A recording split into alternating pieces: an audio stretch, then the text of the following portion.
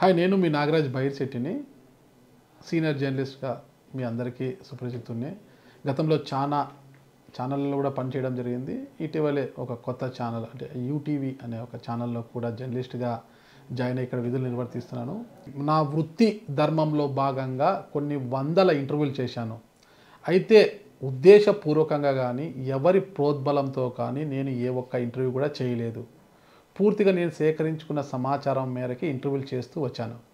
నాకు తెలిసిన సమాచారం మేరకు మాత్రమే మొన్నటి రోజు అంటే నంద్యాల జిల్లా డోన్ నియోజకవర్గ శాసనసభ్యులు కోట్ల సూర్యప్రకాష్ రెడ్డి గారి అంశానికి సంబంధించి ఒక రివ్యూ కూడా చేయడం జరిగింది.